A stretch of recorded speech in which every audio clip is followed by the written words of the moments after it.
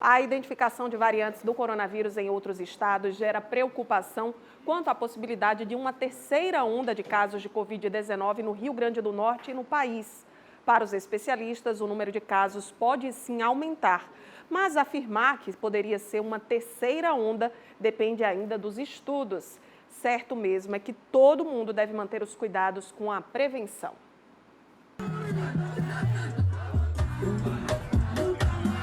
As cenas que circularam nas redes sociais revelam o descaso de alguns com a saúde pública e alertam para o risco de disseminação maior do novo coronavírus. A falta de respeito com as medidas de segurança sanitária, como o uso de máscaras e distanciamento social, por exemplo, faz especialistas acreditarem que a pandemia no Brasil pode ter, já nos próximos meses, um cenário ainda mais grave.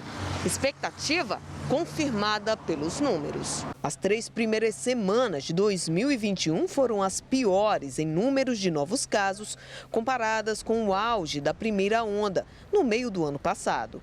Desde 21 de janeiro, o número de casos ativos de Covid-19 no país está em uma média de 900 mil, bem acima dos 690 mil registrados no dia 22 de julho, quando o Brasil apresentou picos de casos em 2020. Números que, associados aos índices registrados no Amazonas, que apresentou uma nova variante da Covid-19, são sinais de alertas, segundo especialistas. Preocupa porque até agora nós não sabemos se há um novo padrão em termos de gravidade, né? Sabemos que a Amazônia hoje é o primeiro estado brasileiro em número de óbitos, que vem apresentando alguma coisa na média de 200 óbitos por dia, né? Nós nunca tivemos isso aqui no Rio Grande do Norte. Portanto, nós estamos lá diante de um tipo de vírus que provavelmente une uma maior facilidade de contágio com possivelmente uma clínica mais grave, e as duas coisas podem talvez se explicar por uma maior capacidade do vírus de penetrar nas células. A Organização Mundial da Saúde colocou a mutação brasileira na lista de preocupantes. Para este infectologista, a nova cepa identificada no país merece atenção e cuidado por ser ainda desconhecida, mas não acredita que causará uma terceira onda de casos no Brasil. O vírus vai mudando e as cepas vão se modificando. Por exemplo, tem países aí que estão atingindo crianças, né? Que já estão atingindo crianças, que é uma cepa nova que está aparecendo lá na Europa, não é?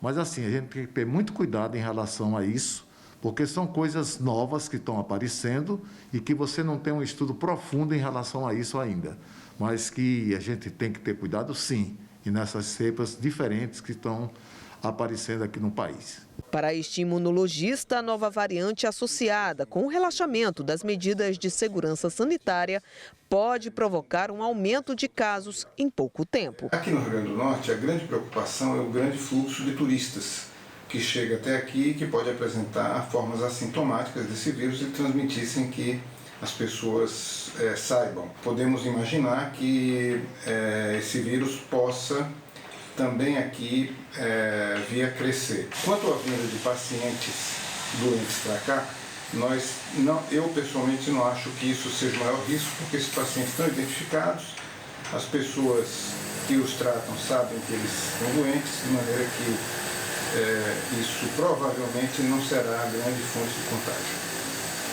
Preocupação que aumenta com a proximidade dos meses de frio no Brasil, que são tradicionalmente marcados pelo aumento de doenças causadas por vírus respiratórios, como é o caso da Covid-19 e influenza, ambas com sintomas parecidos e que podem dificultar o diagnóstico médico. A gente sabe que nesse período de inverno, que é junho, maio, junho, julho, quando as pessoas começam a se aglomerar mais, não é? As doenças respiratórias aparecem com maior intensidade. Por exemplo, a influenza, H1N1, é onde aparece mais. Ainda bem que tem vacina para isso.